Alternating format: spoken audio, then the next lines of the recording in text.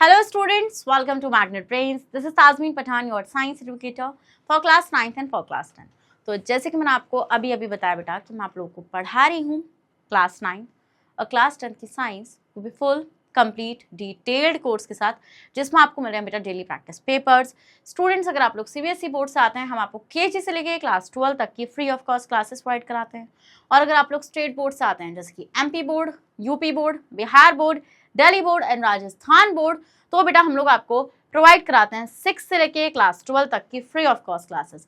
Students, अगर आपको e books and e notes चाहिए then the link is given in the description box, जाइए और जाकर ग्रैब कर लीजिए। और आप हमें फॉलो कर सकते हैं through YouTube, Facebook, Instagram, Twitter and WhatsApp. इन सब के थ्रू बेटा आप हमें जल्दी से फॉलो भी कर लीजिए, क्योंकि आपको पता है magnet brains is the only platform in India where you can access high quality content, वो भी बिल्कुल free of cost.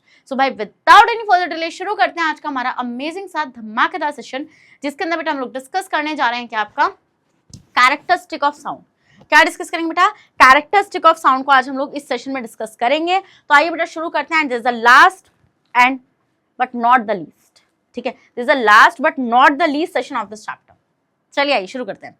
So student, a sound has 3 characteristics. देखो, जैसे मैंने आपको साउंड वेव्स की कैरेक्टरिस्टिक पढ़ाई थी, जो था आपका वेवलेंथ, फ्रीक्वेंसी एंड, बताइए जरा जल्दी से, आपका टाइम पीरियड। बताया था नहीं बताया था? यस मैम, एक मिनट को।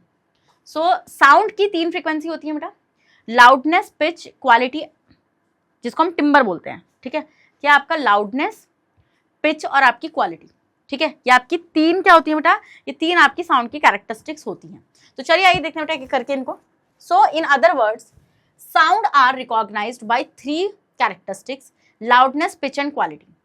Two musical sounds may differ from one another in one or more of these characteristics. अब देखो, मान लो मैं यहाँ खड़ी हूँ, मैं बोल रही हूँ कुछ, आपने किशोर सर की आवाज भी सुन रखी है, तो किशोर सर और मेरी आवाज में फर्क कैसा है? जबकि साउंड वेव की अगर कैरेक्टरिस्टिक को देखें तो आपकी फ्रीक्वेंसी, मान लो वेवलेंथ भी सेम है, फ्रीक्वेंसी भी सेम है ना, स्पीड भी सेम है, टाइम पीरियड भी सेम है, पिच बोल रही हूँ, सॉरी, एम्पलीट्यूड भी सेम है। उसके बाद भी मेरे और किशोर सर की आवाज में चेंज क्यों है? जबकि साउंड वेव की कैरेक्टरिस्टिक वही है, उनके पास भी वही कैरेक्टरिस्टिक है जो मेरे पास है, फिर भी उनके मेरी आवाज अलग है। ऐसा क्यों? बताइए, ऐसा क्यों बेटा? ऐसा इसलिए क्योंकि कहीं ना कहीं हम दोनों की इन कैरेक्टरिस्टिक में चेंज है, लाउडनेस में, पिच में एंड क्वालिटी में। अब पिच में तो आपने सुना भी, आपने कहीं एक वर्ड सुना है, आपने क्लास 8 में चैप्टर पढ़ा होगा बेटा, जहाँ पे वो एडोलसेंस एंड प्यूबर्टी वाला जो चैप्टर होता है आपका, उसमें आपने एक चीज सीखी होगी, वो लोग ये बोलते हैं कि भैया जो गर्ल्स की पिच होती है वो हाई होती है as compare to boys, boys की जो पिच होती है बेटा वो कम होती है ना। तो ऐसा क्यों होता है? ऐसा क्यों बोला था बेटा उन्होंने? चलिए तो हम ही देखते हैं बेटा। पिच की वजह से एक लड़का और लड़की की आवाज में डिफरेंस हो सकता है, लाउडनेस की वजह से हो सकता है ना, या फिर क्वालिटी भी चेंज हो सकती है। So we will not discuss all the characteristic of sound in detail. तो चलिए बेटा हम लोग शुरू करते हैं सबसे पहले लाउडनेस से। So sounds are produced by vibrating objects. ये बात तो आप सभी जानते हैं कि साउंड जो प्रोड्यूस होते हैं बेटा वो वाइब्रेटिंग ऑब्जेक्ट्स के थ्रू प्रोड्यूस होते हैं। किसके थ्रू? वाइब्रेटिंग ऑब्जेक्ट्स के थ्रू बेटा हम लोग साउंड को प्रोड्यूस करते हैं। Yes ma'am. So if less energy supply to an object by hitting it lightly, तो अगर आप क्या कर रहे हैं बेटा, अगर आप लोग लेस एनर्जी को सप्लाई कर रहे हैं, किसी ऑब्जेक्ट को हिट कर रहे हैं और आपने हल्के से हिट किया, ठीक है, या हल्के से स्ट्रेच किया, so then the object vibrate with a smaller amplitude. अब आएंगे एम्पलीट्यूड क्या होता है मैम? चलिए आइए बताती हूँ।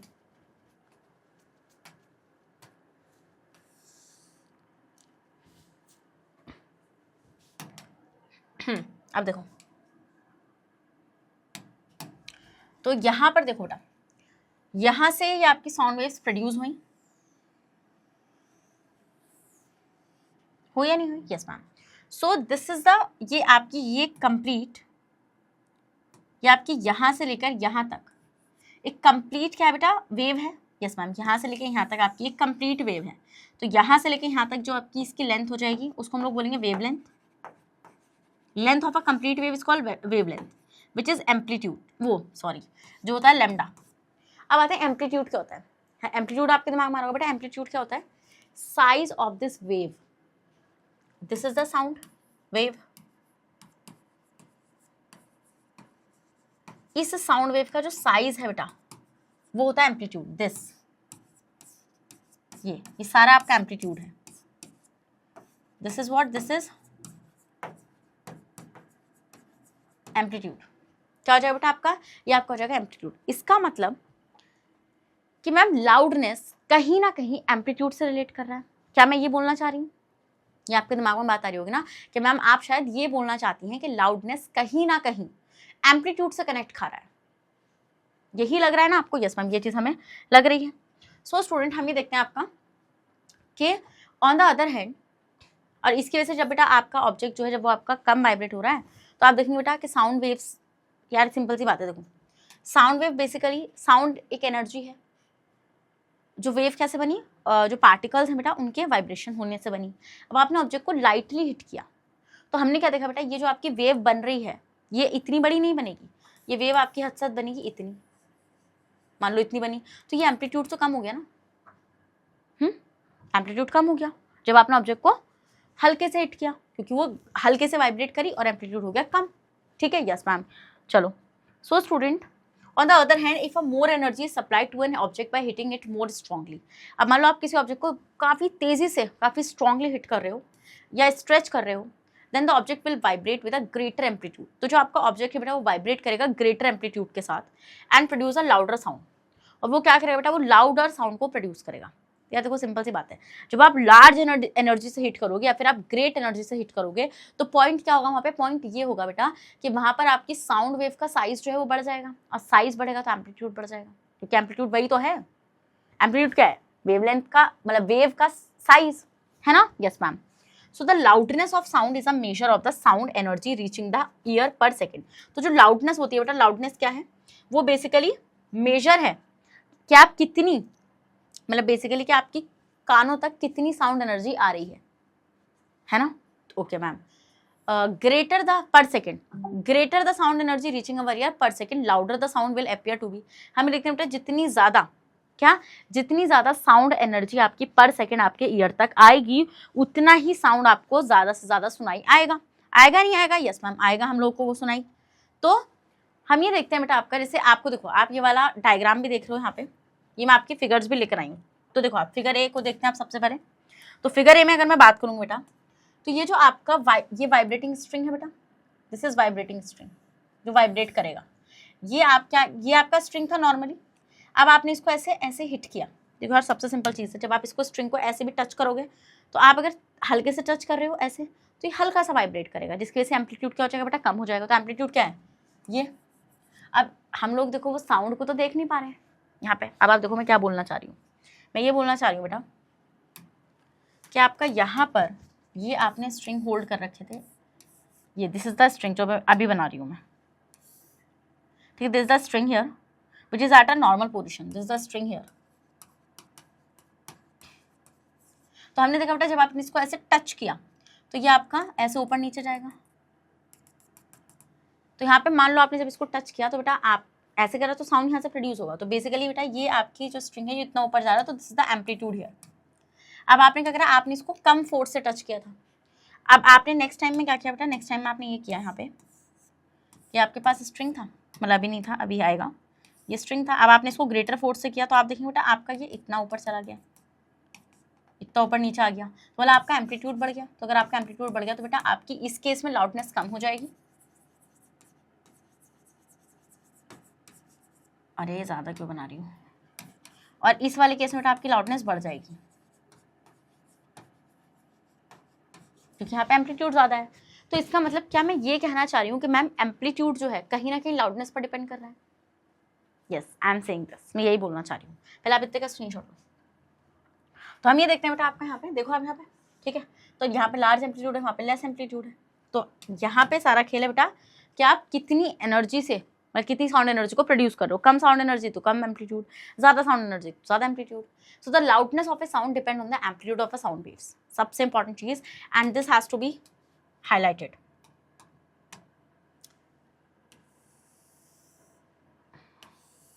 अरे हाँ जी, हाईलाइट हो गया ये कि भैया जो साउंड की लाउडनेस होती है बेटा वो किस पर डिपेंड करती है, वो साउंड वेव्स के एम्पलीट्यूड पर डिपेंड करती है। किस पर डिपेंड करती है बेटा, वो साउंड वेव्स के एम्पलीट्यूड पर डिपेंड करती है। इफ द, अगर आपका जो साउंड वेव्स है बेटा वो स्मॉल एम्पलीट्यूड है उसका, क्या बेटा, अगर साउंड वेव्स का एम्पलीट्यूड स्मॉल है तो वहाँ पे लाउडनेस कम रहेगी। So then the sound will be faint. Faint मतलब कि सॉफ्ट, काफी धीमा।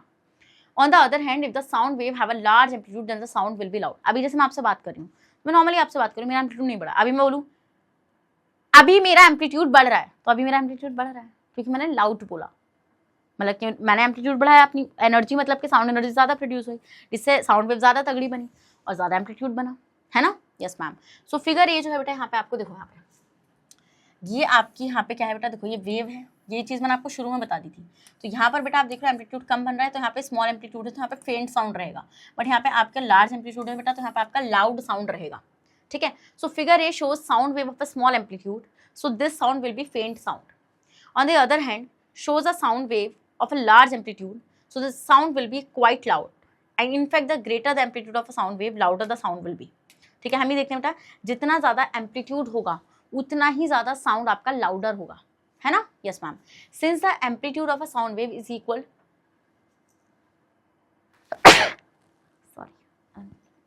So since the amplitude of a sound wave is equal to the amplitude of a vibration of the source which produces the sound wave, we can also say that loudness of sound depend on the amplitude of vibration of the source producing the sound wave।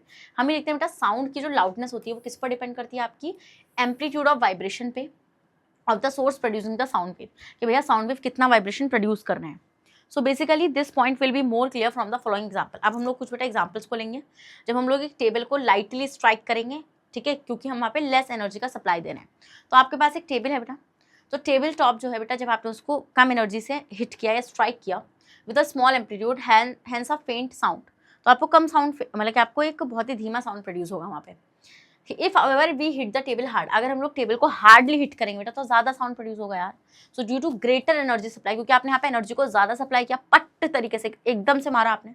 So the table top vibrate with a large amplitude, तो जो आपका table का top था बेटा वो large amplitude से क्या करेगा बेटा, वाइब्रेट करेगा, and hence produces a loud sound, और बेटा वो लाउड साउंड को प्रोड्यूस करेगा। दस the amplitude of a sound wave depends on the force, तो हम ये देखते हैं बेटा जो एम्पलीट्यूड है साउंड वेव का वो फोर्स पर डिपेंड कर रहा है, बिल्कुल, with the object is made to be vibrate.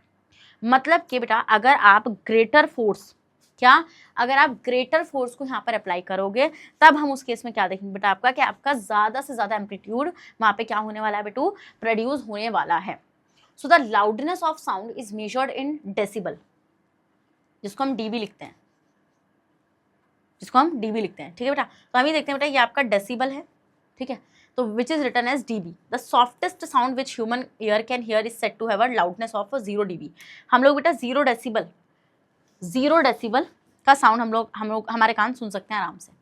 So loudness of sound of a people talking quietly is about 65 dB। बेटा जो मतलब कि डेसिबल, जो क्वाइटली जो मतलब आराम से बात कर रहे हैं उनका जो लाउडनेस होगा साउंड का वो 65 डेसिबल का होगा, डेसिबल। और loudness of sound in a very noisy factory, मैंने आपको एक बात बोली थी कि नॉइस और म्यूजिक में क्या फ़र्क होता है, नॉइस और म्यूजिक में क्या फ़र्क होता है। तो मैंने आपको बोला था जब जो रेंज है, जो लाउडनेस है साउंड की, अगर वो लाउडनेस 80 डेसिबल को क्रॉस कर रही है तो वो म्यूजिक नहीं है, अब वो नॉइस है। और नॉइस जो होती है बेटा which is very harmful, which is not good for the ears, ठीक है, which can destroy the ears easily. So हम ये देखते हैं नॉइजी फैक्ट्री की जो बेटा लाउडनेस होती है साउंड की वो होती है 100 डेसिबल की, and the sound of a jet aircraft 50 meters away is said to have a loudness of 130 decibel. ठीक है, हम ये बोल रहे हैं बेटा अगर एयरक्राफ्ट जो है जो 50 मीटर्स दूर है तो उसकी लाउडनेस कितनी होगी, 130 डेसिबल की। तो उसका मतलब आपका जो एयरक्राफ्ट है भैया वो नॉइस पोल्यूशन फैला रहा है, बिल्कुल। नेक्स्ट आता है बेटा पिच। पिच क्या होती है बेटा, so we can distinguish between a men's voice and a woman voice of the same loudness even without seeing them. अरे यही तो हम बोल रहे थे आपसे, हाँ, एक लड़के और लड़की की आवाज़ को सेम लाउडनेस, मतलब उनकी लाउडनेस में कोई चेंज नहीं आ रहा, ऊपर नीचे कुछ नहीं जा रहा, ठीक है, उसके बाद भी आप इजीली बिना देखे सिर्फ सुनकर ये बता सकते हैं कि कौन सी लड़के की आवाज़ है और कौन सी लड़की की आवाज़ है। ऐसा क्यों, बिकॉज बेटा यहाँ पर खेल आता है पिच का। अब वो क्रिकेट की पिच नहीं है बेटा, वो है ना, वो पिच नहीं है क्रिकेट की, याद रखना। So this is because a men's voice and a woman's voice differ in a pitch. A men's voice is flat having a low pitch. हमें देखते हैं बेटा जो मेंस की वॉइस होती है वो क्या होती है, लो पिच्ड वॉइस होती है बेटा, और जो वुमेन्स वॉइस होती है वो आपकी काफ़ी श्रिल होती है। श्रिल मतलब कि इसकी पिच काफ़ी हाई होती है। We can now say that, तो हम ये बोल सकते हैं बेटा pitch is that characteristic of a sound by which we can distinguish between different sounds of the same loudness. तो अगर आपके पास बेटा ऐसे ऑब्जेक्ट्स हैं जिनकी लाउडनेस तो सेम है बट उसके बाद भी बेटा आप उसमें डिफरेंस बता पा रहे हैं, उसके साउंड में डिफरेंस बता पा रहे हैं बिकॉज ऑफ द पिच, समझ में आया वाला point? Yes ma'am. So the pitch of a sound depends on the frequency of a vibration, this is very important. जो बेटा साउंड की पिच होती है वो किस पर डिपेंड करती है बेटा? वो वाइब्रेशन की फ्रीक्वेंसी पर डिपेंड करती है कि भैया कितनी बार वाइब्रेशन हो रहा है, मतलब कि कितनी बार नंबर ऑफ साउंड वेव्स आपकी प्रोड्यूस हो रही हैं। Actually the pitch of a sound is directly proportional to its frequency, simple सी बात है बेटा। एक और चीज़ मैं आपको बताना चाह रही थी कि लाउडनेस और एम्पलीट्यूड में भी आपका डायरेक्ट का रिलेशनशिप होता है, बट वो डायरेक्ट का रिलेशनशिप सिर्फ ऐसे नहीं होता, एम्पलीट्यूड का स्क्वायर, क्या एम्पलीट्यूड का स्क्वायर रहता है वहाँ पे, समझ गए वाला पॉइंट आप लोग? तो लाउडनेस और एम्पलीट्यूड का डायरेक्ट का रिलेशन होता है बेटा, पिच और फ्रीक्वेंसी का डायरेक्ट का रिलेशन होता है। डायरेक्ट का रिलेशन क्या होता है बेटा? डायरेक्ट रिलेशन होने का मतलब होता है कि भाई अगर कोई एक क्वांटिटी बढ़ रही है तो दूसरी क्वांटिटी भी बढ़ेगी। क्या? अगर एक क्वांटिटी बढ़ रही है तो दूसरी क्वांटिटी भी आपकी ऑटोमेटिक बढ़ जाएगी। Sounds of low frequency are said to have a low pitch. हम ये देखते हैं बेटा, लो फ्रीक्वेंसी का जो साउंड होता है उसकी लो पिच होती है। क्या बेटा? उसकी लो पिच होती है। Whereas sounds of high frequency are said to have a high pitch. और वो साउंड्स बेटा जिनकी फ्रीक्वेंसी हाई होती है उनकी पिच भी हाई होती है। So for example a sound of a low frequency of 100 hertz, मान लो बोले बेटा एक साउंड है जिसकी फ्रीक्वेंसी है 100 हर्ट्स की, तो उसकी लो पिच है बेटा as compare to 1000 hertz frequency sound. तो आपकी फ्रीक्वेंसी पर आपका पिच डिपेंड करता है। So which have a high pitch, तो आप देखो बेटा यहाँ पे आपका लो फ्रीक्वेंसी साउंड है। फ्रीक्वेंसी का होता है नंबर ऑफ वेव्स, तो यहाँ पे इतनी वेव्स हैं पर सेकेंड के हिसाब से, तो ये लो पिच्ड साउंड है। ठीक है, ओके मैम। बट ये आपका हाई पिच्ड साउंड है। अरे भैया एक बात बताओ, यहाँ पे देखो, मान लो यहाँ मैंने क्या समझाया था, एम्पलीट्यूड,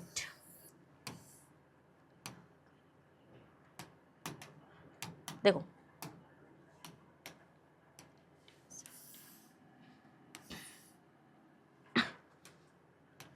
देखो, तो आपका ये होता है बेटा फ्रीक्वेंसी कि भैया आपकी कितनी number of waves, sound waves produce हो रही हैं पर सेकेंड।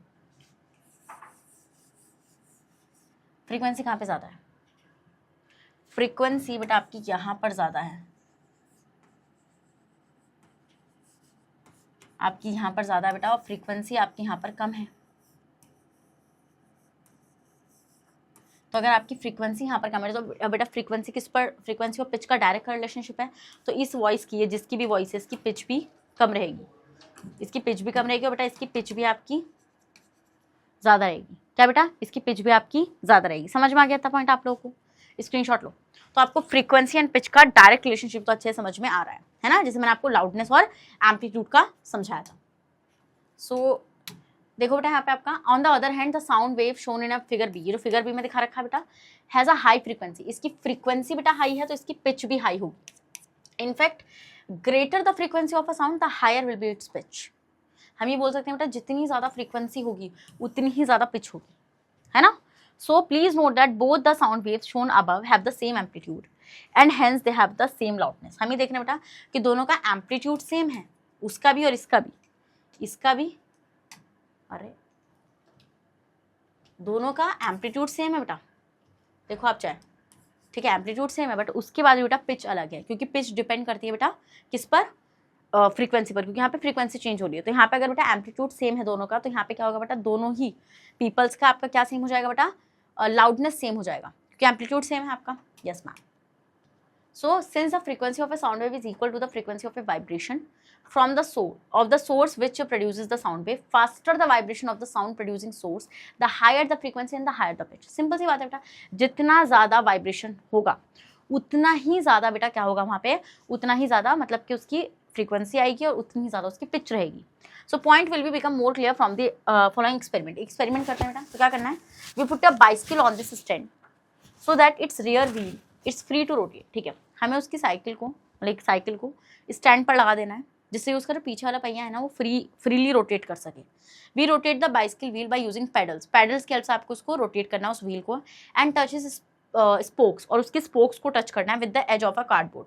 बेटा कार्डबोर्ड से कभी उंगली देकर पड़ जाओ कि मैम मैं तो मिला ही नहीं कांगी उंगली, कि मैम एक्सपेरिमेंट कर रहा था आपका बताया हुआ, जिसमें आपने बोला था कि वो स्पोक्स को टच करना है, बट मैंने ये भी तो बोला था कार्डबोर्ड से टच करना है, मैंने कहा बोला तुझे कि उंगली दे दे जाके, ये तो नहीं बोला ना मैंने। So we will hear a sound as a cardboard touches the spoke after spoke, है ना। तो अब आपको क्या होगा बेटा, जब स्पोक जो है वो जब वो टच करेगा ठीक है। सो कार्डबोर्ड जब टच करेगा बेटा किसको, स्पोक्स को, ठीक है, तो हमें क्या आएगा, हमें साउंड सुनाई देगा। As we go on increasing the speed of a rotation of the wheel, the shrillness of a sound produce increases और the pitch of the sound increases. जितना ज़्यादा बेटा पहिया घूमेगा, जितनी ज़्यादा पहिया की स्पीड बढ़ेगी, रोटेशन घूमेगा, जितना ज़्यादा रोटेशन की स्पीड रहेगी, उतना तगड़ा साउंड, उतनी तगड़ी पिच, क्योंकि उतनी ज़्यादा फ्रीक्वेंसी है ना। तो these observation can be explained as follows, the cardboard piece is made to vibrate. अब आप बोलेंगे कैसे पता चल रहा है, जितनी तेज पहिया चल रहा है उतना तेज, भैया जितना तेज पहिया चलेगा उतना तेज आपका कार्डबोर्ड वाइब्रेट नहीं करेगा, और जितना ज़्यादा तगड़ा वाइब्रेशन वो करेगा तो उतनी ही ज़्यादा आपकी फ्रीक्वेंसी बढ़ेगी, और आपकी फ्रीक्वेंसी बढ़ेगी तो फ्रीक्वेंसी तो पिच पर ही डिपेंड कर रही है, तो पिच भी बढ़ जाएगी। Yes ma'am. So the cardboard piece is made to vibrate by the spokes of the bicycle wheel. Spoke समझ में आ रही है ना, ये जो लगी हुई होती हैं वो, इनको स्पोक्स बोलते हैं, क्योंकि मुझे तुम्हारा कोई यकीन नहीं है अब, ठीक है। So and the frequency of a vibration depend on the speed of A rotation of a wheel. और जो फ्रीक्वेंसी है बेटा वो किस पर डिपेंड कर रही है, वाइब्रेशन की, वो डिपेंड कर रही है स्पीड पर। भैया आप कितना तगड़ा रोटेशन करा पा रहे हैं। So when the wheel is rotated rapidly, जितनी तेजी से बेटा आप व्हील को रोटेट करेंगे, the frequency of vibration of a cardboard piece increases, उतनी ही तेजी से बेटा वाइब्रेशन बढ़ेगी, मतलब फ्रीक्वेंसी ऑफ वाइब्रेशन बढ़ेगी कार्डबोर्ड की, due to which the pitch of a sound produce also increases, जिसकी वजह से बेटा जो पिच है वो भी आपकी क्या हो जाएगी बेटा, इंक्रीज हो जाएगी। तो इससे हमें क्या चीज़ पता चल रही है बेटा, from this experiment we conclude that pitch of a sound is determined by the frequency and vibration of the object produces sounds. तो आपको पिच समझ में आ गया, आपको लाउडनेस समझ में आ गई। अगर ये समझ में आ गया तो मैं ये पूछ रही हूँ कि रेड हार्ट क्यों नहीं कमेंट करो, किस किस की दुश्मनी हो गई रेड हार्ट से, ये बता दो जरा मुझे। नेक्स्ट आते हैं बेटा किस पर, टिम्बर पर। नेक्स्ट किस पर आते हैं बेटा, टिम्बर या फिर क्वालिटी। आप देखते हैं बेटा सिंगर्स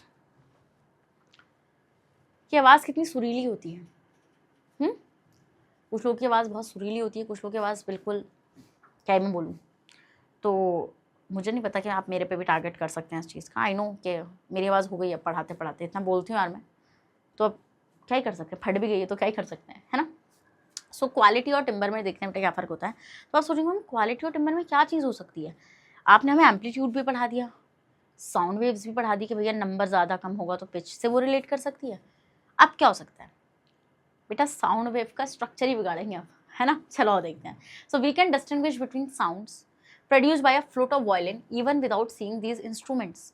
बेटा हम लोग ईजिली फ्लूट जो होता है आपका, वायलिन जो होता है, वायलिन नहीं था वो मोहब्बत है मूवी थी, वो शाहरुख खान बजा रहा था इतना बढ़िया करके, सॉन्ग कौन सा था वो याद ही नहीं आ रहा मुझे तो सॉन्ग इस टाइम पे, चलो छोड़ो। और फ्लूट मतलब जो आपका बांसुरी होती है ना। तो बेसिकली तो उनको बिना देखे आप ये बता देते हैं कि आपका ये किसकी आवाज़ है, बिना देखे। तो ऐसे कैसे, this is because the sound produce by a flute and violin differ in quality. क्योंकि हम देख रहे हैं बेटा यहाँ से जो साउंड प्रोड्यूस हो रहे हैं बेटा उनकी क्वालिटी अलग है। क्या, उनकी दोनों की क्वालिटीज अलग है। So it is the difference in the quality of a sound which enable to tell at once which instrument played the musical sound. तो भैया म्यूजिकल साउंड में जो आपको एकदम से डिफरेंस समझ में आ जाता है वो इसलिए क्योंकि उनकी क्वालिटीज अलग हैं, है ना। So we can now say that quality और टिम्बर, तो हम ये बोल सकते हैं क्वालिटी और timbre is that characteristic of musical sound which enable us to distinguish between the sound of a same pitch and loudness produced by a different musical instruments। तो हम ये देख रहे हैं बेटा जो हमें easily distinguish करा सकती है sound of the same pitch and loudness, मतलब ऐसे दो ऑब्जेक्ट्स बेटा जिनकी पिच भी सेम है, जिनकी लाउडनेस भी सेम है, उसके बाद भी आपको पता चल जाएगा कि भैया वो डिफरेंट इंस्ट्रूमेंट्स हैं बिकॉज ऑफ द देख रहे हो टिम्बर, ठीक है, क्वालिटी। सो द क्वालिटी और timbre of A musical sound depends on the shape of a sound wave. मैंने बोला था ना, अब शेप ही बिगाड़ दो, स्ट्रक्चर ही बिगाड़ दो इसका, ठीक है। देखो दो टाइप की वेव्स होंगी, अभी तक तो यही देखते आ रहे थे ना, ऐसे नागिन बल खा के चली ऐसा कुछ करके। अब इसको क्या कर दो, इसको ही चेंज कर दो, इसको अजीब सा कर दो। अब आप बोलेंगे मैम हम इतने बेसुरे हैं कि हमारी साउंड वेव की शेप ही खराब हो चुकी है। आई डोंट नो, ये आप बोल रहे हैं, मैंने नहीं बोला। So the quality of sound varies from one musical instrument to another musical instrument. The difference in the quality of two musical sounds produced by two musical instrument is due to the difference in the shape of a sound waves. बेटा sound wave की shape में change आने की वजह से, difference आने की वजह से दो ऑब्जेक्ट की आवाज़ आपको डिफरेंट सुनाई आती है। समझ में आ गया वाला point? Yes ma'am. So figure A shows that sound wave produce by musical note played on the flute. तो ये फ्लूट से बज रही है बेटा, भाई देख लो, और ये वायलिन की है। So figure B shows the sound wave produced when the same musical note is played on the violin। मतलब सेम ही म्यूजिकल नोट है बट वो अलग अलग इंस्ट्रूमेंट्स बजा रहे हैं, तो उनकी क्या चीज़ अलग है, क्वालिटी अलग है, क्योंकि उनकी साउंड वेव की शेप अलग है ना। तो both the sound wave have the same pitch, इन दोनों साउंड वेव्स की बेटा सेम पिच है, सेम लाउडनेस है, बट फिर भी डिफरेंट शेप्स होने की वजह से बेटा इसकी क्वालिटी डिफरेंट है। तो आप समझ में आया आप लोगों को कि श्रेया घोषाल की आवाज़ और आपकी आवाज़ में इतना फ़र्क क्यों है? वो श्रेया घोषाल है और आप, रहने दो, बोलूंगी तो विवाद हो जाएगा, छोड़ो। It should be clear by now that sounds produced by different musical instrument like flute, violin, piano, harmonium, clarinet, sitar, tanpura and trumpet, जितने भी हैं बेटा सब डाल दो यहाँ पे लाके। मुझे ऐसा लग रहा है ये लोग वो क्या बोलते हैं उसको, म्यूजिक का कुछ कॉन्सर्ट घूम के आए थे, जब भी तो इतने सारे वो उठा के लिए आए। So can be distinguish from one another by their quality even they are on the same pitch and loudness. तो भैया सिंपल सी बात कहने का ये है कि लाउडनेस और पिच भले से सेम है बट क्वालिटी फिर भी अलग है, क्योंकि साउंड वेव की शेप अलग है। Similarly the sound produced by different singers, बेटा देख रहे हो ये दिग्गज जो हमारे सामने आपको दिख रहे हैं, इनकी आवाज़ें क्यों अलग थी?